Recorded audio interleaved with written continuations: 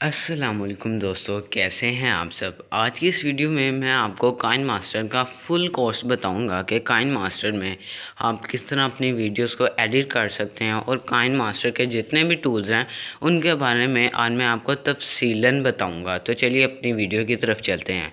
आपने सबसे पहले क्या करना है, आपको यहाँ पर ये प्लस का निशान नज़र आ रहा है, आपने इस प्लस के निशान पर क्लिक कर देना है और उसके बाद यहाँ से अगर आप YouTube की वीडियो बना रहे हैं तो आपने 16:9 जो फर्स्ट ऑप्शन है इस पर क्लिक कर देना है। इस पर क्लिक करने के बाद आपके पास ये सब कुछ शो हो जाएगा।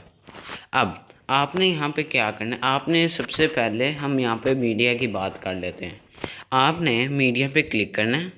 मीडिया में हमारी गैलरी वगैरह आ जाती है। हमारी गैलरी में जितनी भी फ़ोटोज़ वीडियोज़ होती हैं वो मीडिया में होती हैं। उसके अलावा यहाँ पे बैकग्राउंड भी हमें मिल जाते हैं। तो मैं बैकग्राउंड पे क्लिक करता हूँ और यहाँ से कोई भी बैकग्राउंड चूज़ कर लेता हूँ, उसे ओके कर देता हूँ। अब आप इस बैकग्राउंड पे क्लिक करके इसको बड़ा भी कर सकते हैं, तो मैं 10 सेकंड तक कर देता हूँ। अब हमने क्या करना है, अब ये देखें आपको यहाँ पर ये कलर का ऑप्शन नज़र आ रहा है, आपने इस पर क्लिक करना है और यहाँ से आप जो मर्ज़ी कलर रख सकते हैं, अपने बैकग्राउंड का चेंज कर सकते हैं। ये देखें। और इसके बाद ये सीज़र का निशान, आपको कैंची का निशान नज़र आ रहा है, आपने इस पर क्लिक करना है और यहाँ से आपको ये पहले 4 ऑप्शन नज़र आने, जिनमें जो पहले 3 हैं वो काम के, चौथा ऑप्शन काम का नहीं है, वो हमारे किसी भी काम का नहीं है। तो अब अगर मैं पहले वाले ऑप्शन पे क्लिक करूँगा तो ये लेफ़्ट साइड से 3 सेकंड की पहली वीडियो कट जाएगी। ये देखें कट गई। और अगर मैं ये सेकंड नंबर वाले ऑप्शन पे इस पर क्लिक करूँगा तो मेरी अगली 4 सेकंड की वीडियो कट जाएगी। ये देखें। और अगर मैं ये थर्ड ऑप्शन पे क्लिक करूँगा तो मेरी दरमियान में से वीडियो के 2 हिस्से हो जाएंगे। ये देखें मेरी वीडियो के 2 हिस्से हो गए हैं। अब तीसरे नंबर पे आ जाता है FX, इसको FX कहते हैं। अब मैं इस पर क्लिक करता हूँ। ये बेसिकली क्या होता है, ये आपके बैकग्राउंड पे अप्लाई होने वाले कोई भी स्टिकर जिसे आप कह लें, ये वो होता है कि अब मैं बैकग्राउंड में कुछ भी लिख सकते हैं। चलो मैं बुलेटिन लिख देता हूँ। अब स्टिकर इसको एक हिसाब का समझ लें। अब इस पर टाइटल टेक्स्ट पे क्लिक करेंगे तो यहाँ पे मैं कुछ भी लिख देता हूँ, मैं टेक्निकल लिख देता हूँ। ये एक हिसाब का एक स्टिकर होता है। अभी देखें मैं वीडियो शुरू करता हूँ तो ये आ जाता है ऐसे। अब हम कई वीडियोस में देखते हैं या मूवीज़ में देखते हैं तो ऐसे वर्ड्स आते हैं, अचानक वर्ड्स होते हैं, वो इसी तरह से करते हैं। अब आपने क्या करना है, अब आप इस पर क्लिक करें और यहाँ पे आप अपनी मर्ज़ी का कोई भी कर सकते हैं। और इसके बाद अब आपने क्या करना है, अब ये कलर फ़िल्टर का ऑप्शन आपको नज़र आ रहा है, आपने इस पर क्लिक करना है। क्लिक करने के बाद बाज़ औक़ात हमारे कैमरे से जो हमारी वीडियो बनती है वो या तो ज़्यादा डार्क हो जाती है या ज़्यादा लाइट हो जाती है, या उसमें कोई कलर कोई कम होता है कोई ज़्यादा होता है, तो इसलिए हम कलर फ़िल्टर का यूज़ करते हैं। ये देखें इसका कलर चेंज होता जाएगा। अगर ये फ़ोटो या वीडियो होगी तो उसमें ज़्यादा अच्छा नज़र आएगा। तो मैं यहाँ से कोई नहीं यूज़ करना चाहता, तो अब इस पर आप क्लिक करें तो जो आप रखना चाहते हैं, मैं चलिए ये कर लेता हूँ, टिक कर देता हूँ। अब आप इस पर दोबारा ऑब्जेक्ट पे क्लिक करें, ये बैकग्राउंड पे, और उसके बाद सेकंड नंबर पे आपको एडजस्टमेंट का ऑप्शन नज़र आता है, आप इस पर क्लिक करें और यहाँ से आप अपने इस बैकग्राउंड की, अपनी फ़ोटो की, अपनी वीडियो की एडजस्टमेंट कर सकते हैं। उसकी ब्राइटनेस ज़्यादा कर सकते हैं, डार्कनेस ज़्यादा कर सकते हैं, जो भी आप करना चाहें। और अब आपको यहाँ पर ऑप्शन नज़र आ रहा है तीसरे नंबर पे विग्नेट। ये बहुत ही इम्पोर्टेंट ऑप्शन है। आप इसे अनेबल करेंगे तो आपकी चारों साइडों से, आपकी वीडियो की, आपकी फ़ोटो की चारों साइडों से जो वीडियो है वो डार्क हो जाएगी, ब्लैक हो जाएगी। तो मैं इसको नहीं करना चाहता, अगर करना चाहता हूँ तो ठीक है, ओके कर देता हूँ। अब اب بات کر لیتے ہیں لیئر کی۔ آپ نے لیئر پہ کلک کرنا ہے اور اس کے بعد یہاں پہ آپ ایفیکٹس یوز کر سکتے ہیں، اسٹیکر یہ دیکھیں یہاں سے کوئی بھی یوز کر سکتے ہیں۔ اس کے بعد آپ یہاں پہ کوئی ٹیکسٹ لکھ سکتے ہیں اور اس کے بعد آپ یہاں پہ کچھ اور ہینڈ رائٹنگ کر سکتے ہیں۔ اس کے بعد میڈیا پہ کلک کر رہے کہ آپ یہاں پہ کوئی فوٹو ایڈ کر سکتے ہیں۔ میں یہ والی فوٹو ایڈ کر لیتا ہوں، یہ دیکھیں۔ اب میں آپ کو ایک امپورٹنٹ بات بتا دوں کہ اب یہ آپ کو یہاں پہ کینچی کا نشان نظر آ رہا ہے، یہ فوٹو کی سیٹنگ اب ہم کرنے لگے ہیں، ان ٹولز کو دیکھنے لگے ہیں۔ تو اس پہ ہم کلک کریں گے تو یہ دیکھیں ابھی بھی ہم فوٹو کو رائٹ سائڈ سے کاٹ سکتے ہیں، فوٹو کی کیونکہ یہ فوٹو اب ہے، چلو میں 10 سیکنڈ کا اس کے برابر کر دیتا ہوں۔ تو ہم اس کو ابھی بھی اس کی بھی وہی سیٹنگز ہیں کہ ہم اسے 2 حصے کر سکتے ہیں، سائڈ سے لیفٹ سائڈ سے کاٹ سکتے ہیں، رائٹ سائڈ سے کاٹ سکتے ہیں وغیرہ وغیرہ، لیکن مجھے نہیں کاٹنی۔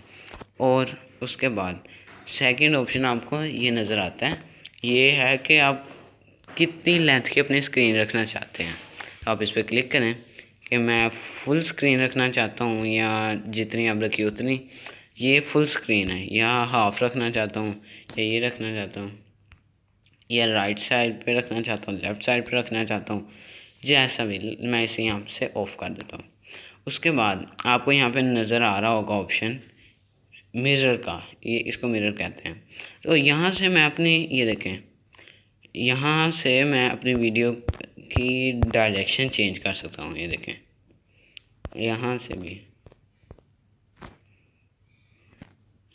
اس کے بعد آپ کو یہاں پہ ان اینیمیشن کا آپشن نظر آ رہا ہے، یہ بھی بہت ہی امپورٹنٹ آپشن ہے۔ میں اپنی فوٹو کو یہاں پہ ایڈجسٹ کر لیتا ہوں، ان اینیمیشن پہ کلک کر کے سلائڈ رائٹ کر دیتا ہوں، تو یہ دیکھیں اچانک سے سائڈ سے ظاہر ہوتی ہے۔ اس کے بعد آؤٹ اینیمیشن پہ ہم کلک کرتے ہیں اور اس کے بعد یہاں سے اسے سلائڈ لیفٹ کر لیتے ہیں۔ ان اینیمیشن کا مطلب ہوتا ہے کہ کب آپ کی تصویر ظاہر ہوتی ہے اور آؤٹ اینیمیشن کے کب کیسے واپس جاتی ہے۔